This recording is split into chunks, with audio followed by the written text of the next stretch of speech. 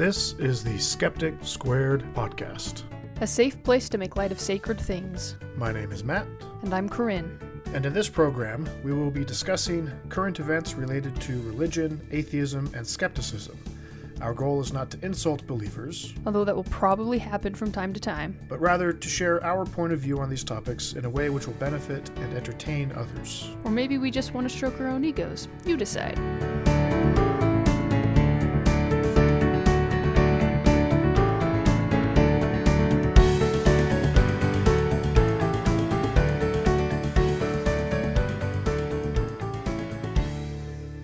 Hello and welcome to the Skeptic Squared podcast. Today is May 1st, 2016, and with me is my wife Corinne. Hello. How are you? Fine. Fine. Good. Good or fine? I said Just fine, fine? you said good. Yes. Okay. So you're confusing yourself. Yeah, I do that. Probably. I don't know. I'm confused already.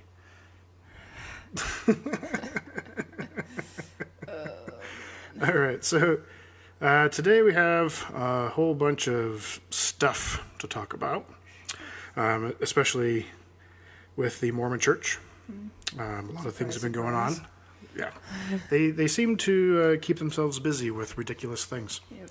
which gives us plenty of fodder. Yep.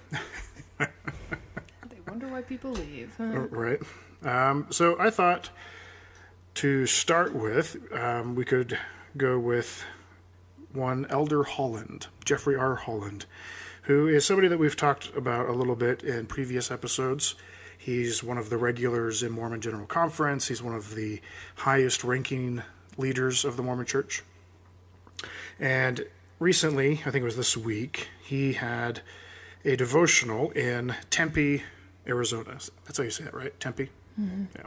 I've never been, so I don't really know. And he said some things that are kind of upsetting a lot of people who have left the church or who are having doubts about the church.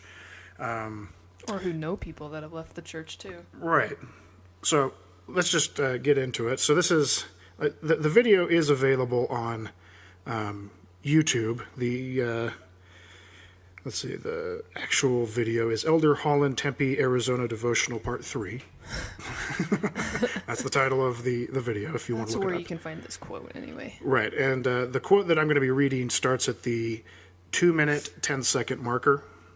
So it's kind of a longer video. It's like 15 minutes or so. The whole devotional is like almost an hour. Minutes. Yeah. Anyway, so here's the quote. "Don't you dare bail. I am so furious with people who leave this church. I don't know whether furious is a good apostolic word." And at this point, got a lot of laughs. yeah, at this point, everybody in the crowd just starts laughing. "But I am. What on earth kind of conviction is that? What kind of patty cake taffy pole experience is that?" More laughter. More laughter. "As if none of this ever mattered. As if nothing in our contemporary life mattered. As if this is all just supposed to be just exactly the way I want it and answer every one of my questions and pursue this and occupy that and defy this. And then maybe I'll be a Latter-day Saint. Well, there's too much Irish in me for that." More laughter. More laughter. So the part, of course, that people are upset about is, saying that he's just so furious with people who have left the church and how it's a lack of commitment on their part. Right. It's like Uchtdorf saying skepticism is easy. Yeah, it just kind of belittles everything that, Yeah. like people who go through this crisis Mm-hmm. of faith, experience. Right. Mm-hmm. It cheapens it, and Yeah. it's a way, I think, of kind of reassuring the people that are still in the church. Mm-hmm. But again, like you mentioned, people that know people that have left the church might be offended by this as well. Right. Because it belittles people that they know, people that they care about. Right. And yeah. Right, and it's going to, it sends mixed messages, too. Because the church preaches being all-inclusive and loving everyone, loving one another, and then they go and say things like this. Sending mixed messages, it makes it difficult for true believing members to, actually sort out their own feelings on subjects like this, especially if they have moving away, or family members moving away from the church. Right. And then, what happens to, say, a young member of the church who starts having doubts and they hear something like this? This is how they think that their family is going to perceive them. Right. Which is going to silence them and discourage inquiry. Which is probably what Elder Holland has in mind. Yeah, oh, definitely. Well, because even he goes on to say in that clip, like, if there are any investigators sitting in here tonight, I want to speak to you before we leave, so that I can commit you to joining this church. And he's like, I don't know, it was interesting listening to that. Makes me feel bad for an investigator. Yeah, could you imagine being a legitimate investigator, going to a meeting like that and hearing an apostle of the church speak so condescendingly to outsiders? Right. It makes me think, it makes me wonder how they're actually perceiving what he's saying. Like, are they catching that, or are they like members where they just kind of overlook that because they are legitimately interested in the church? I don't know. I would imagine that probably most of the people, if there were any investigators going to this meeting, were fairly invested already. Right. Probably had a baptism date, that kind of thing. I mean, why else would you go to this meeting as an investigator? That's true. So they probably would approach it in the same way that a regular member would. I don't know. It still bugs me, though. Yeah. So let's see. There's another quote from a different guy in the hierarchy of Mormonism, an Elder Clayton. Do you know who Elder Clayton is? Is he an apostle? I think he's one of the 70. I think he's one of the new apostles. I can't keep him straight. Ever since I stopped going to church, I just haven't really been able to keep up with all of the changes. But I'm pretty sure he is one of the newer apostles. Anyway, so he had a speech at BYU's commencement ceremony. Was it last week or the week before? Yeah, it was like 2 weeks ago. And it also similarly caused a lot of people outside of the church to feel like Mormon leaders don't respect them, right, or that they're condescending towards them. So this is the quote that he said at commencement for BYU graduates. It's a little bit longer, but I'll just read it. A few of you may have run into some who have ceased to hold fast to the iron rod. Iron rod in Mormonism means that you stay true to the church, right? You stay faithful. Who have wandered off the straight and narrow path and have become lost. They started sometimes with online tours of the territory of the faithless. This indiscretion is often accompanied by failing to earnestly study the Book of Mormon every day, and by the companion problem of gradually becoming lax in keeping other commandments. This sometimes leads to listening to and then hearkening to those who mock the church, its leaders, or its history. The faithless often promote themselves as the wise, who can rescue the rest of us from our naivete. One does not need to listen to assertive apostates for long to see the parallels between them and the Korahors, Nehors, and Sherems of the Book of Mormon. So Korahor, Nehor, and Sherem are characters in the Book of Mormon who are described as antichrists. So they just fight against the church. We should disconnect. So this is the important part. This is the part that upset a lot of people. We should disconnect immediately and completely from listening to the proselytizing efforts of those who have lost their faith and instead reconnect promptly with the Holy Spirit. The adversary sees spiritual apathy and half-hearted obedience as opportunities to encircle us with his chains and bind us, and he hopes to destroy us. We escape his chains as we voluntarily choose to bind ourselves instead to God. So the idea of disconnecting immediately from apostates is what's upsetting a lot of people. Yeah. So, I mean, it does seem like he's trying to draw a distinction between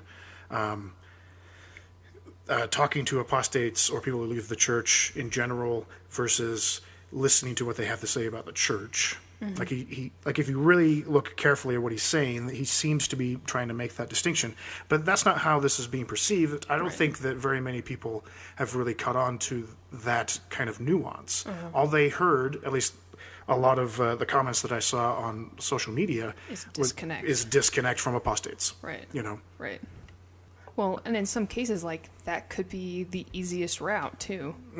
You know, some people are a lot more vocal about what they believe the Mormon Church is. Yeah. It just reminds me a lot of the Scientologist Church of Scientology, and their policy on suppressive persons. Oh, right.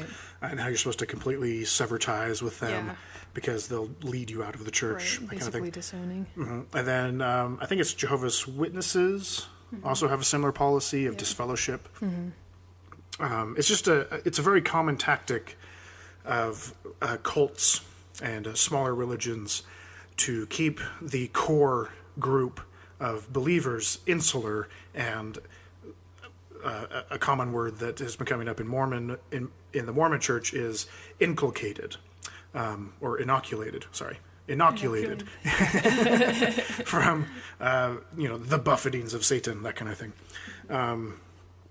Anyway, so there's been a lot of talk about how to talk to or how to interact with apostates.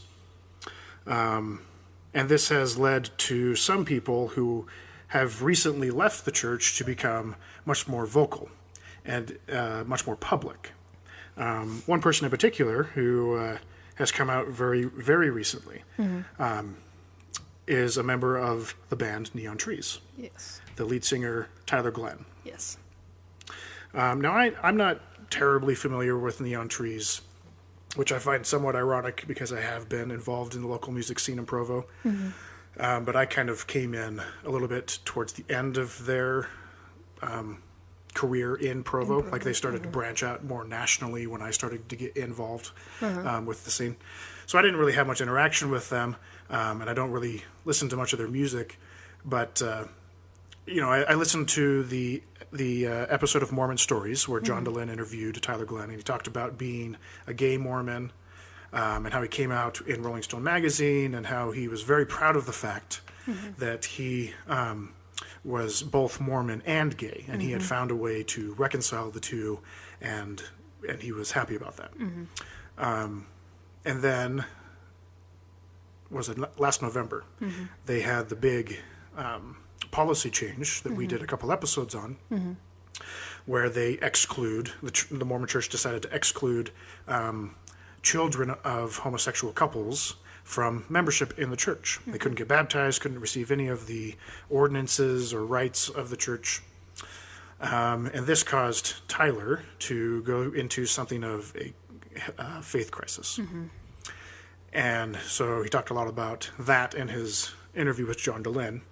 And he mentioned that he had been just kind of writing a lot of music, just lyrics to songs and stuff that had come to him during this experience because it's so traumatic, it's so fundamental to who he is, that for somebody who writes music, of course they're going to write music about that experience.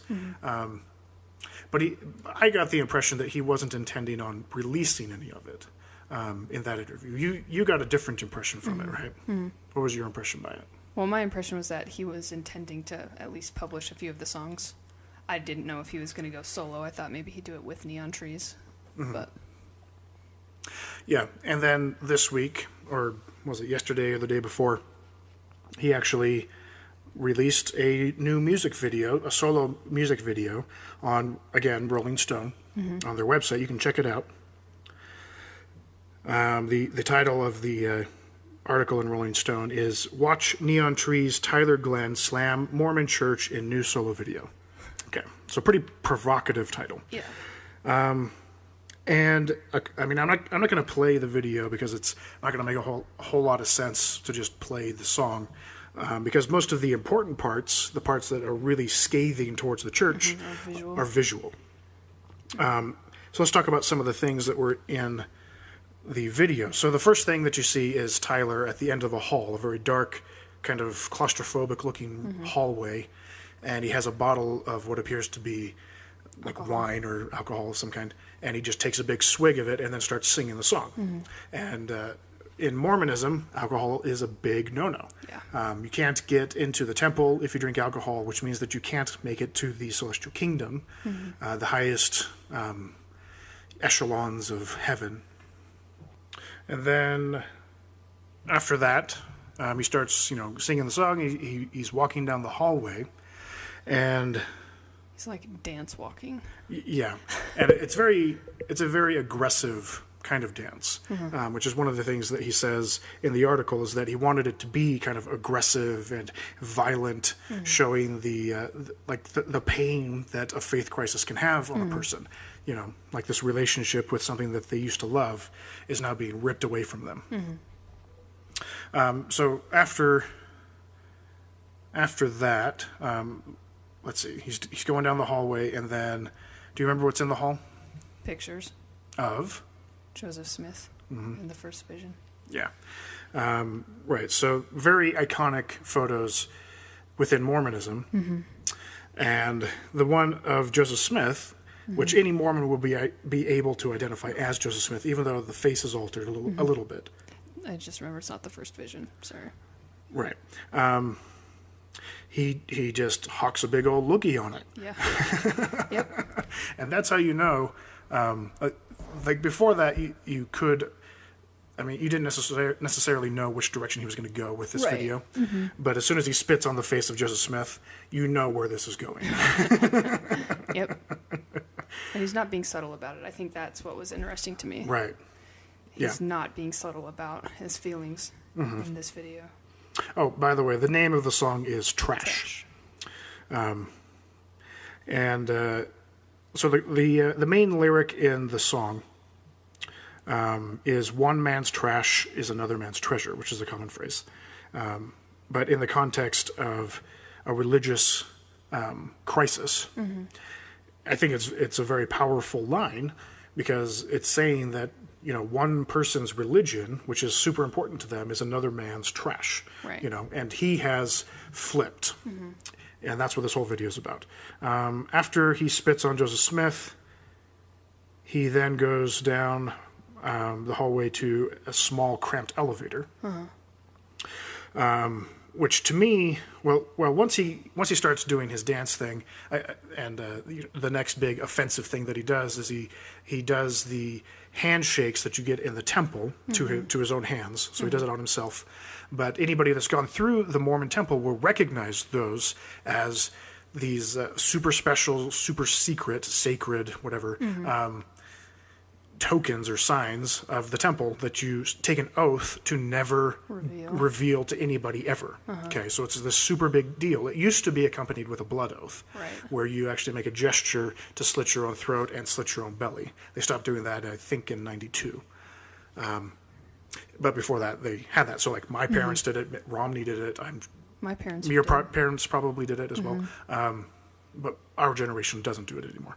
No. But still, it's considered a very big deal in the Mormon Church to reveal those handshakes to anybody. So when he was doing that, to me, it became obvious that this elevator kind of represented the temple. Did you get that at all?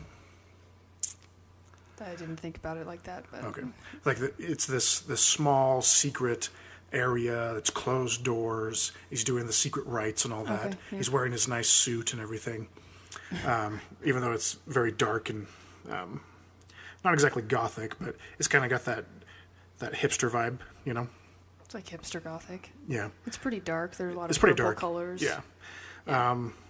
Yeah. So to me, I saw the opposite of the temple. Right. I saw. Yeah. Exactly. I saw the parallel with the temple when he was doing that, and as you pointed out, it's opposite of what's in the temple because everybody wears white in the temple, and he's wearing this very dark suit. So in that way, it's kind of symbolic. And then while he's still in the elevator, he starts ripping up pages from the Book of Mormon, and you see like pages flying all the way around him. Well, it's he like this doesn't whirlwind. rip them up himself. They're just blowing around him. Yeah, but it's kind of assumed that he did. But anyway, so again, lots of imagery about the Mormon Church. and very directed. Yeah. Well, in that line, like, you baptized me before I was ready.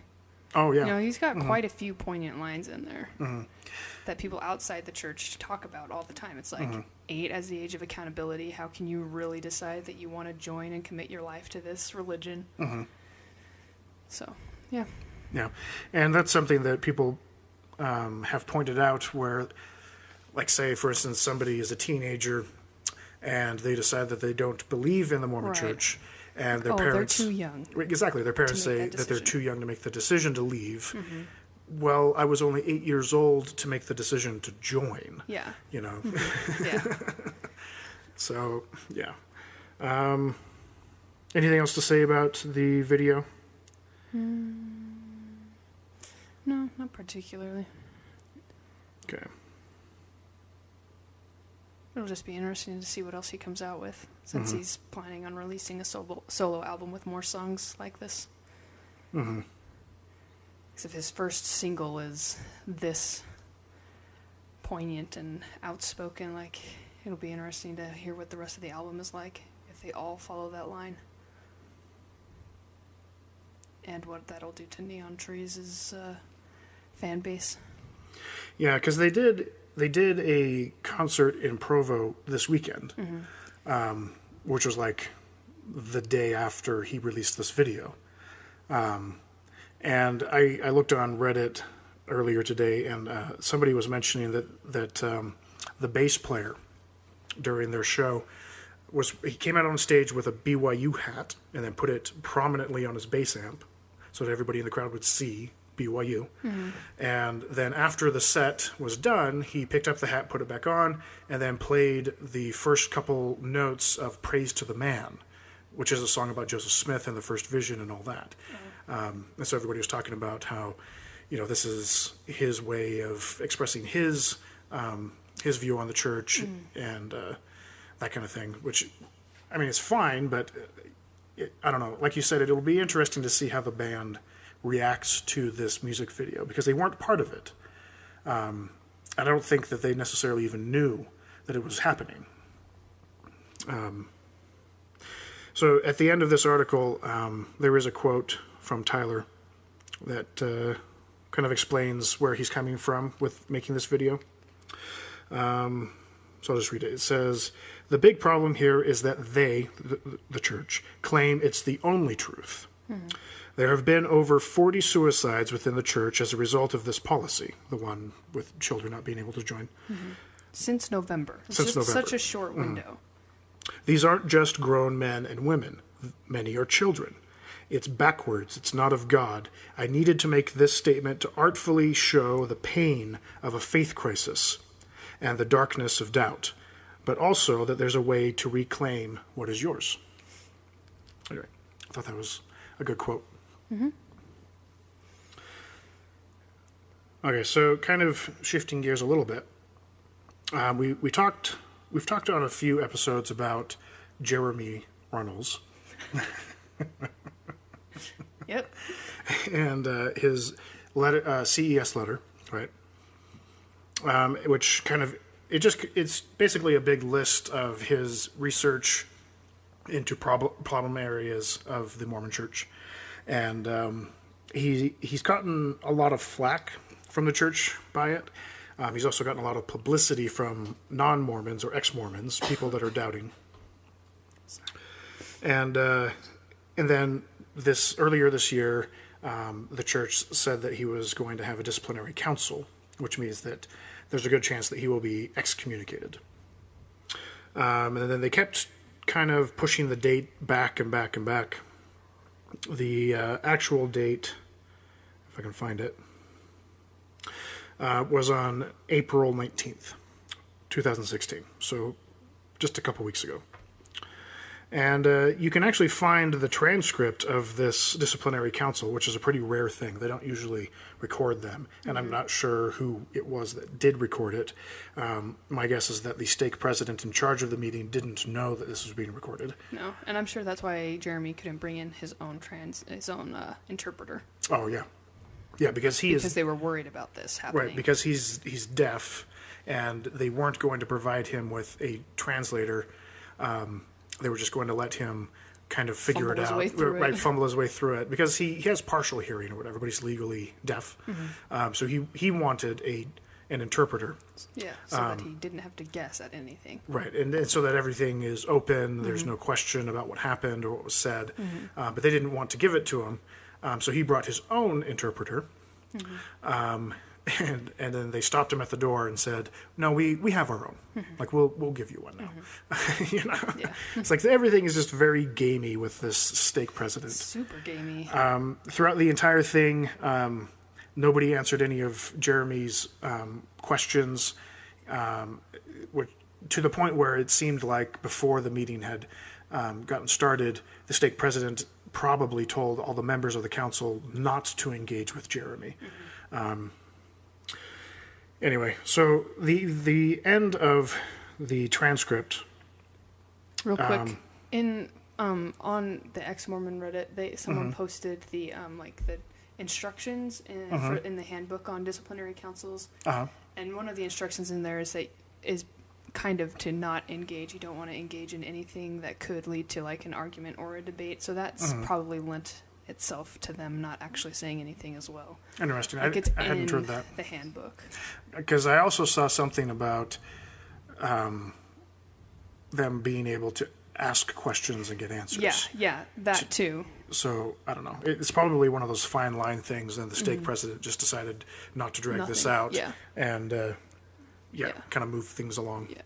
Which, Well, to because me... Jeremy's asking questions that they can't answer without, making it obvious that he is in fact right. Right. It just seemed to me that this was a loaded disciplinary council. They knew the outcome before Which is going what in. Jeremy even says. Right.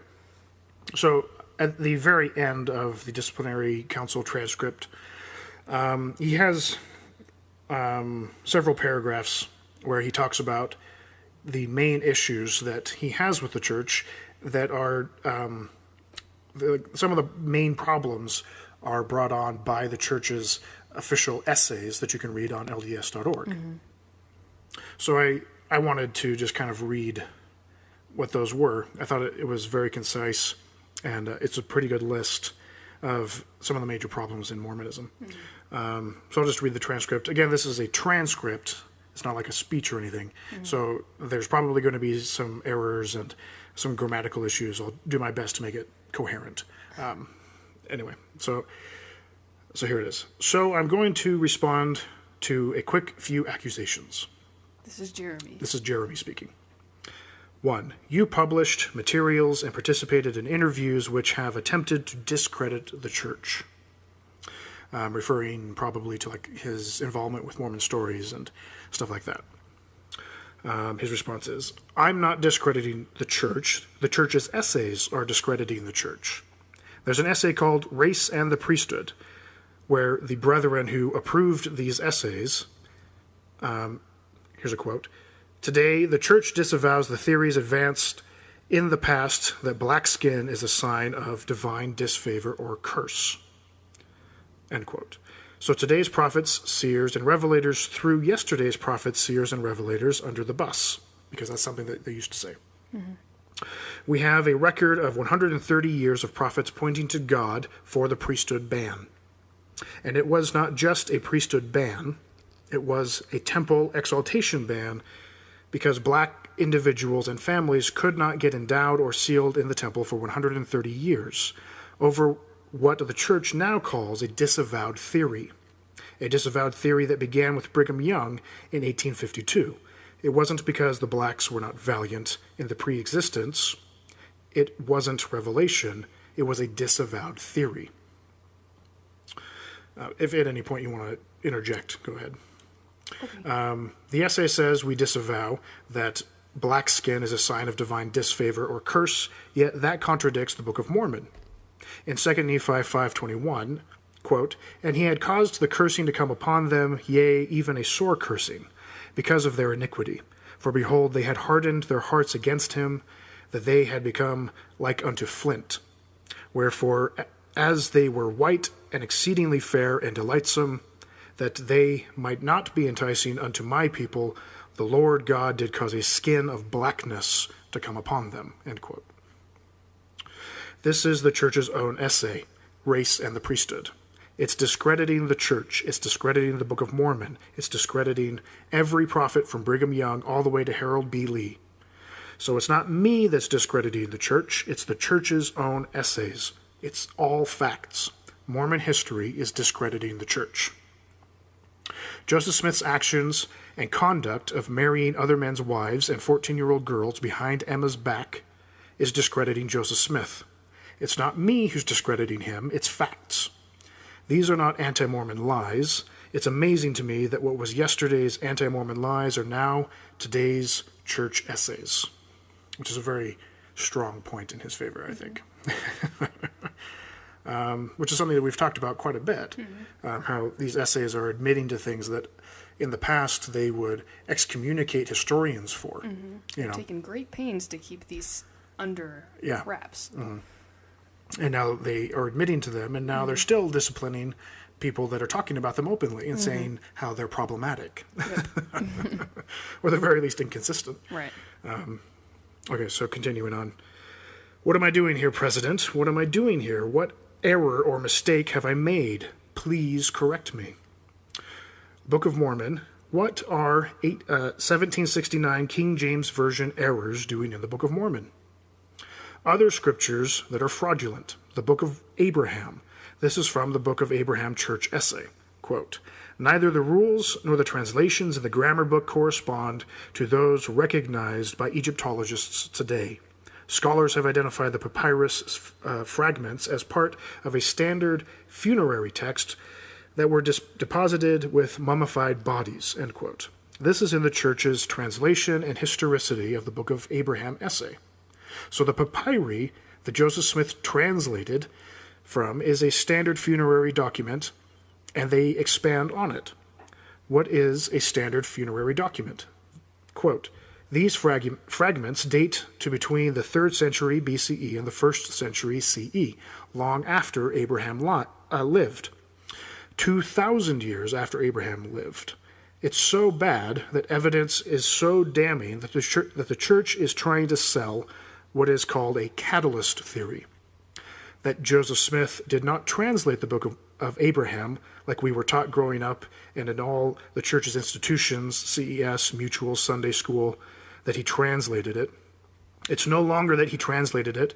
He just maybe touched the papyrus and he got a revelation that became the Book of Abraham. But that theory, which is bizarre and contradictory to the evidence in the journals and claims of Joseph Smith, it doesn't explain why Joseph Smith's translations of the facsimiles are wrong, that they're incorrect.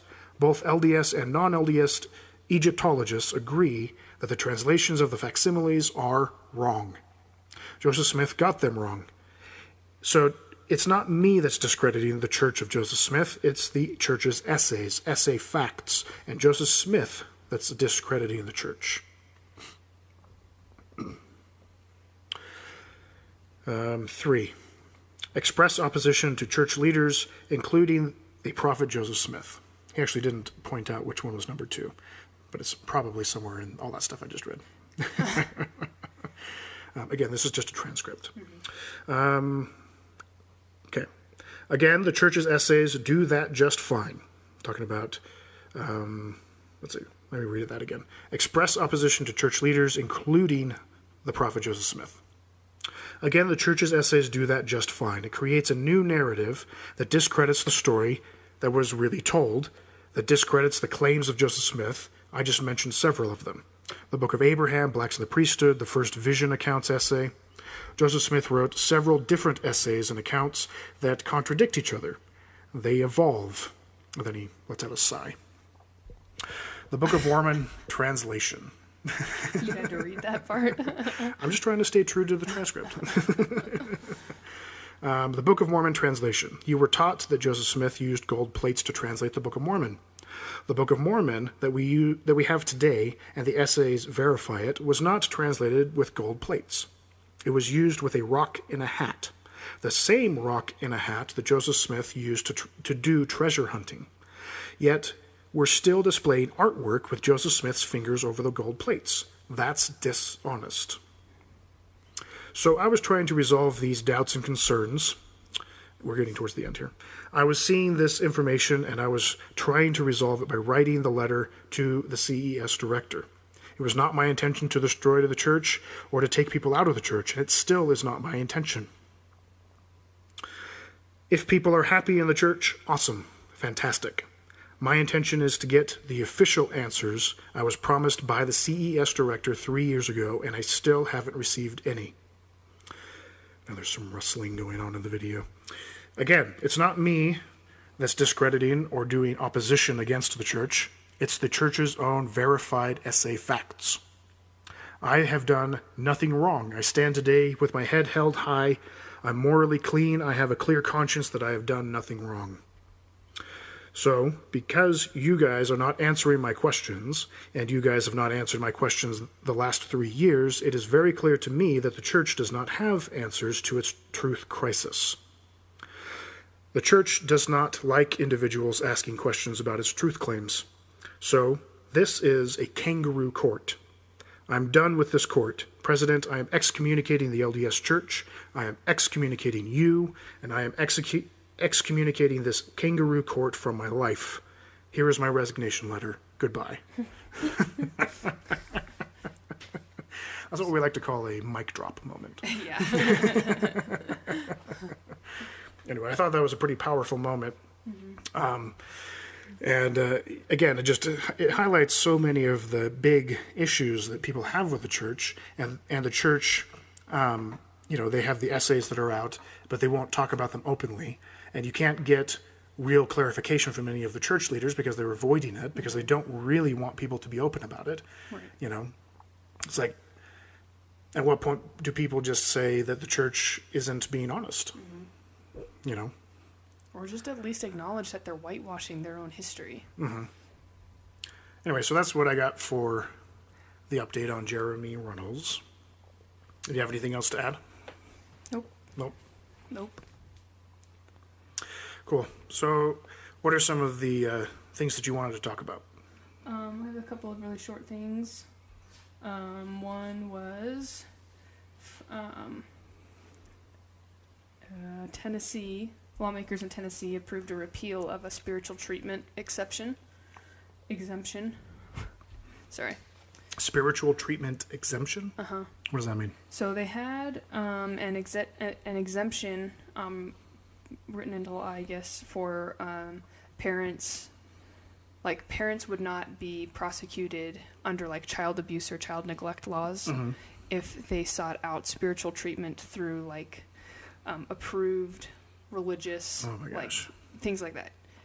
Okay. So they repealed that, or they're working on repealing it. It looks like that it will actually officially be repealed. The governor still has to sign it or something. Cool. But to clarify, right now there is a law that allows an exemption for people who try to treat their kids with spiritual remedies, like, for instance, praying rather than taking them to a doctor. Right.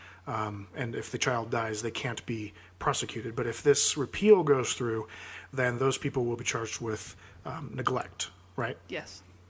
Awesome. Yeah. So it's a move in the right direction. Yeah. And then the other one was, you've probably seen this, the UK warns gay travelers about US anti-LGBT laws. Have you seen that? I haven't seen that one. I've seen a lot of stuff about the anti-LGBT laws, but this came out at the end of April. But the UK is apparently warning any travelers that if you go to the US, that the US is full of, like, it's wishy-washy. Anywhere you go, you're going to get different ideas of, like, anti-LGBT, things like that. So it's inconsistent, and in some areas you might run into problems. Right. And yeah. That's basically all I wanted to say. But also, like, it just shows that, like, people outside the U.S. pay attention, and it's affecting foreign relations with the U.S. People have stopped coming into certain states. Performers have stopped performing in, like, North Carolina and where's the other one, Mississippi or something like that, because of these laws that are being made. It's like it's a bigger problem than they're willing to admit. Right, and they think that they have the moral high ground because they're hiding behind their religious conviction. Right.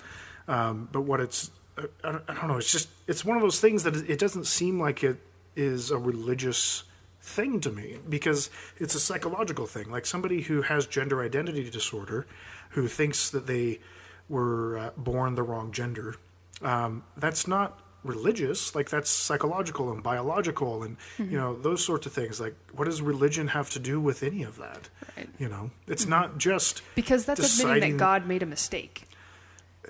Yeah, I guess, but I don't know. There are just so many religious people that are in like the soft sciences, psychology and psychiatry and sociology and those sorts of things, that have no problem acknowledging the fact that sometimes people are born the wrong gender. Like their physical genitalia don't match the gender in their head, and it's because of biological reasons, and there's nothing, it's not a question of morality for them, but I don't know, maybe it's just, the ignorance of people that don't really know what causes it. Like, why would somebody that has a penis think that they're a woman, or vice versa? Right. Yeah. I don't know. It's just, I don't know. It bothers me. Yeah, it's kind of mind-boggling. And why wouldn't you defer to the judgment of the experts, like the doctors and the scientists who are doing the research and talking about it? And this isn't a new issue.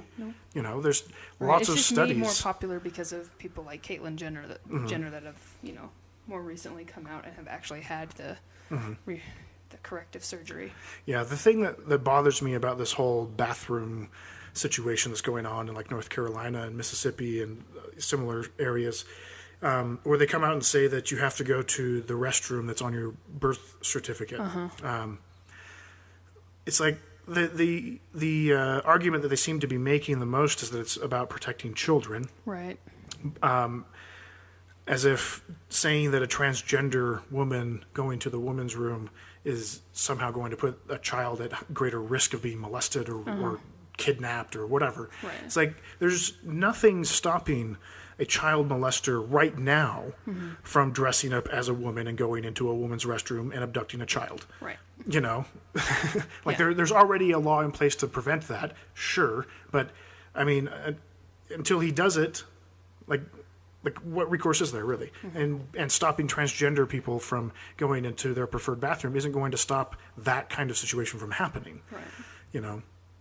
And I think I saw somewhere that said that they talked about of the thousands and thousands of child abductions and child rape that's been going on each year. Like it's, like 19,000 cases a year or something like that in the U.S. 0 instances have ever happened by a transgender woman in a bathroom against a child. It just doesn't happen. So what is it that they're actually preventing? And then they have there's the transgender men, people going from woman to man who take lots of testosterone and become very masculine looking. Okay, they're going to be going to the women's restroom. They're going to be legally required to go to a woman's room. Right. Is that really what you want? Because that seems to be the opposite of what you're saying that you want. Yep. I don't know. It just blows me away. Anyway, so that's what you got for. I have one more thing to talk about. I got one more? Cool. Yeah. So this one was in the Deseret News. Okay. And I wanted to read it because a few points that they bring up in this article are things that we've talked about in relation to the missionary age going down. So the title is Number of LDS Converts, Missionaries Increase, Conversion Rates Declines. Sorry, I can't read my own writing. It looks like it was published last year, but it's still relevant. So, so it starts off by saying that figures that have come out recently show that even though there's been an onslaught of proselytizing LDS missionaries, that it hasn't led to an equally dramatic spike in converts, which we've talked about, and there have been some articles and stuff talking about that already. But so they go on to say that the average number of people converted per missionary per year dropped to 3.4 each for the past 2 years, which is down from an average of 5 within the previous decade. So wow. One church spokesman said that this drop could be due to an increasingly secular world, which is a common argument made by the church, Yeah. And that it would be a mistake to say that missionary work is less impactful. Right, but they don't have any evidence that it is more impactful. Exactly. Let's see. But Mormon scholars say that the decline in number of people converted per missionary is most likely due to the church sending many of its new missionaries to areas of North America that could quickly accommodate the sudden influx, but were already flush with Mormons. So they're just sending more Mormons to Mormon populated areas, which is just going to increase how many missionaries aren't converting anybody. Let's see. The figures also suggest that it's becoming more difficult to find people to convert to Mormonism, especially in these more developed parts of the world, where people are less apt to turn to religion for help because their basic needs are already being met. Right. And I thought it was interesting that they included this quote. It was made by a man named Ryan Cragen. He was a Mormon, is no longer a Mormon. He's an associate professor of sociology at the University of Tampa. Okay. But it hits on a really important point. That religion is quite often used to supplement the needs of poorer individuals. Right. It's like they're more prone to accept religion because they think it's going to help them overcome these, material difficulties. Right. And there's, of course, the issue of education. Right. Yeah. The less educated you are, the more prone to superstition. And religion, in many cases, is a form of superstition.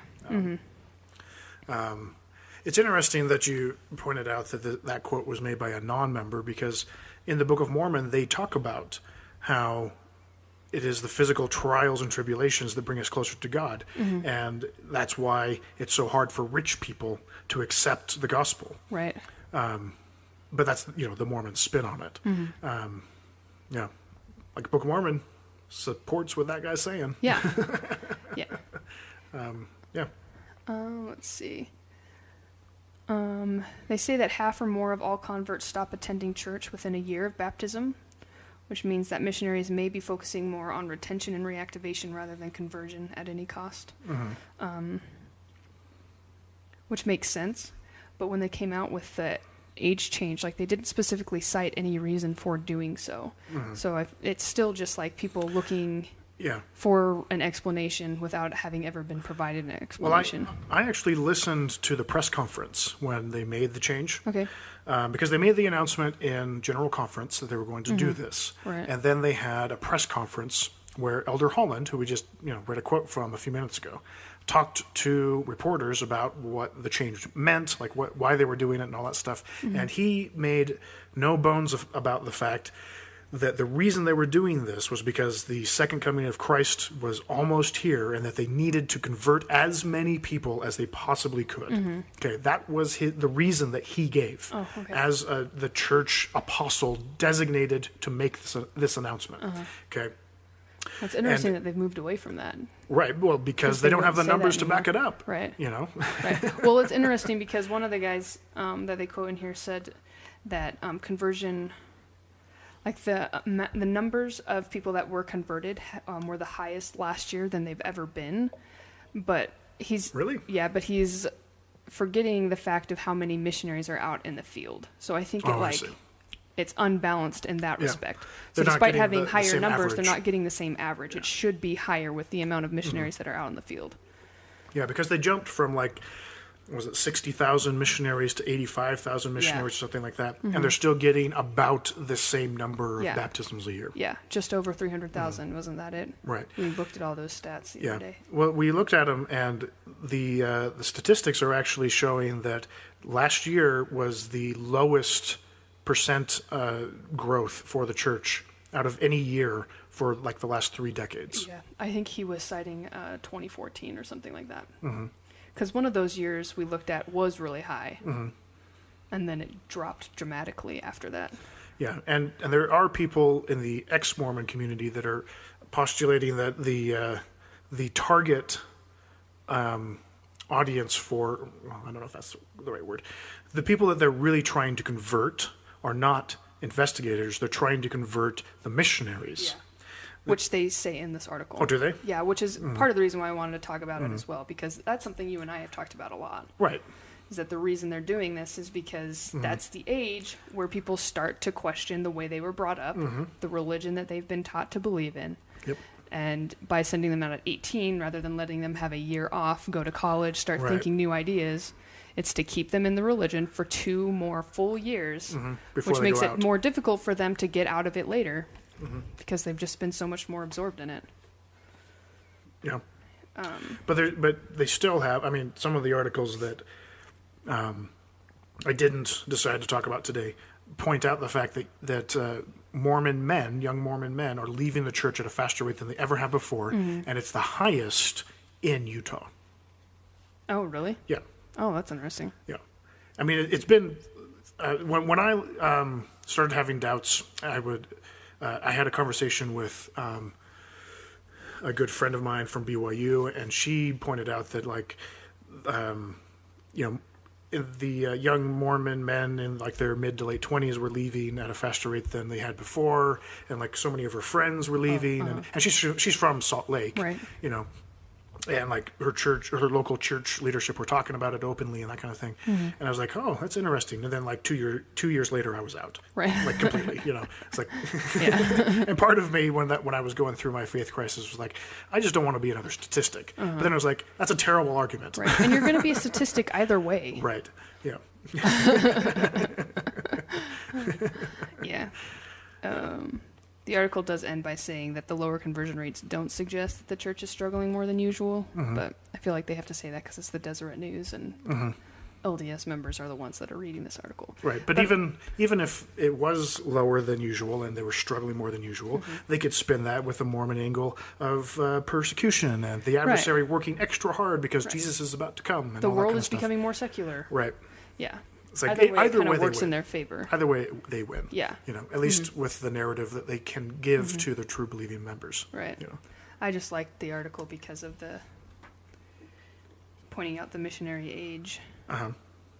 Contributing to keeping young men in the church for longer. And that they're focusing more on reconverting and reactivating than they are on conversion. Because I remember Megan, when she came home from her mission, that's something that she pointed out, that they were told that they needed to focus on keeping people in the church because church membership drops off as soon as the missionaries change or like boundaries are reassigned, because it's so much harder for people in Africa, which is where she went, to get to a church. They have to walk like 10 miles. Yeah. And that, I think, reflects the fact that for so many people, it's not about the church being true. It's about the connection with other people. Yeah, it's the social organization. Exactly. That they're attracted to. And Mormons are very good with social activities. Yep. They are. Like, if you want to involve yourself in the Mormon Church, they will take up all of your free time. Like even if you don't want to be that involved in the Mormon Church, they still take up all of your free time. Right. Yeah. Like, they're very good at occupying you. Yeah. Yep. Yeah. Busy work. It's all busy work. Yep. That's all I wanted to say or talk about. So cool. So kind of going back a little bit to the whole North Carolina thing and the bathroom laws that have been going around. I kind of wanted to talk a little bit about Utah and their public health crisis with pornography. Yep. Okay. So the first thing that I wanted to point to was an article from, Esquire.com. I'm not terribly familiar with them. I think they're just a regular magazine. But they have a statistical report from a website called Pornhub, which is a very popular free porn site. Okay. And what the article concludes basically that while Utah is talking about how this is a public health crisis and how damaging it is, at least based on the statistics collected by Pornhub on their own website, Utah actually ranks fairly low. Really? It does, which I found very interesting because everybody keeps talking about how Utah has more porn use than any other state. But I think that's because they're calculating off of porn that's paid for. Exactly. Yeah. Yes, So that's the Mormons are difference. paying for porn when they could get it for free. Right, exactly. That's the difference. Yeah. Right? So the statistic that everybody talks about came out, I think, 2012 or 13, and it was about paid subscriptions. Okay. And Utah had the highest per capita paid subscriptions for pornography out of any state. Okay. So that, for a lot of people, translates to Utah's using more porn than anybody, which isn't exactly accurate. This, I think, is a little bit more indicative or true to what the real dynamics are, because this is such a popular site. They say, let me find the statistic. So based on 2015 numbers, Utah ranks only 38th compared to every state in per capita visits to this site. Okay. The time Utah users spend on the site is below the national average, as is the percentage of female users, and its favorite search term is lesbian. Really? But female usage is low? Right, so these are men looking for woman on these are woman Utah action. men looking for lesbian videos. Interesting. It's their most popular search. Huh. I have to kind of censor the next couple lines a little bit because there's a few explicit terms. Okay. But I can read some of it. Utahns love boobs more than butts. That makes sense. And relatively speaking, they look up cosplay more than other states. So they like the role They playing. like the role-playing fantasy stuff. Yeah. Interesting. Actually, I can totally see that. Yeah, exactly. Like Comic-Con has Yeah. had to increase the number of times they hold the event in Salt Lake City because it's become so popular here. Predictably, Utah porn users are also 50% more likely to search for Mormon porn. What would that even look like? And then the final line in the article is, and that's it, really. Utah's porn epidemic is a bit of a snoozer. Sorry, teen. It really is kind of a snoozer.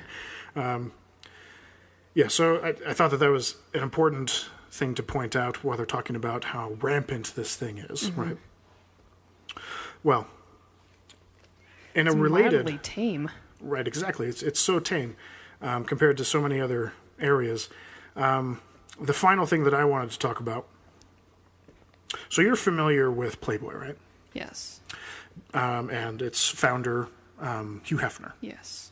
Okay, so Hugh Hefner and Playboy have actually had a lot to do with public opinions, and they've had a lot to do with freedom of speech laws and Supreme Court hearings and all that kind of stuff. But relatively speaking, Playboy is a fairly mild magazine compared to a lot of other ones that are out there. But they've been able to do a lot of great things with freedom of speech and expression and all that kind of stuff, First Amendment rights and all that. Well, another lesser-known player in all of that is the founder of the magazine Hustler. Okay. His name is Larry Flynt. Okay. So Hustler is a much more graphic magazine, which causes a lot more outcry, and it became a much more difficult case for them to make, that this was about art, it was about expression and freedom of speech and all that kind of stuff. With softer pornography like Playboy, it's easier to make that case and people to go, okay, yeah, they're using lighting, it's a little bit more artistic and all that kind of stuff. Hustler is hardcore stuff, okay, and because of that, it was harder for them to make that case, but they still made it, and it was an important court case that came through the Supreme Court. Okay. So in a lot of ways, Larry Flynt, despite so many ways of being kind of an unsettling person, is very influential in how U.S.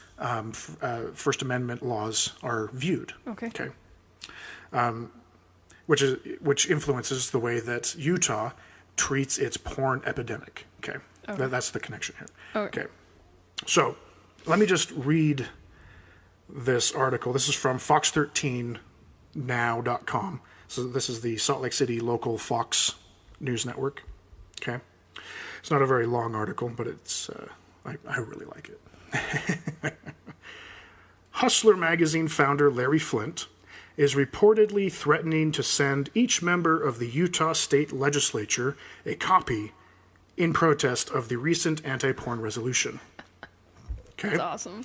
So each member of the Utah State Legislature that is calling porn a public health crisis, an epidemic, are going to receive a monthly subscription to Hustler magazine. That's funny. Okay. In a statement published by the Washington Times, Flint declared the Utah State Legislature, quote, is obviously confused about what constitutes a public health crisis. So I'll send them our latest issue and they can see for themselves that we're no danger to the public, only to the repressed. That is so true. Flint also said supporters of the resolution were only dragging this out now, quote, to satisfy religious zealots, which I absolutely agree with. Totally. On Tuesday, Utah Governor Gary Herbert, so let's see. Come on, iPad. So this article came out April 20th, 2016. Okay.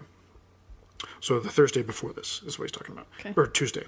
So on Tuesday, Utah Governor Gary Herbert held a ceremonial signing for Senator Todd Weiler's non-binding resolution that declares pornography, quote, a public health crisis. Supporters of the resolution said that it highlights problems associated with pornography, and they hope more is done to restrict youth access to adult materials. Now here's my favorite part. Flint has famously given each member of Congress a copy of Hustler since 1983, whether they want it or not. Really? That's funny. Isn't that just fantastic? That is fantastic. So, yeah. Wow. So I have a lot of respect for the cojones on Mr. Flint. Like the way that he is dealing with this is just fantastic, I think. I mean, obviously it's a publicity stunt, but it's the sort of publicity stunt that's going to get a lot of attention. It's going to cause a lot of controversy, but it's also going to get a lot of people to talk about it. Right. Anyway. That's interesting. So, yeah, I thought that was fun. Yeah. Anything else? I'm good. Cool. Well, that's our show. Thanks for listening.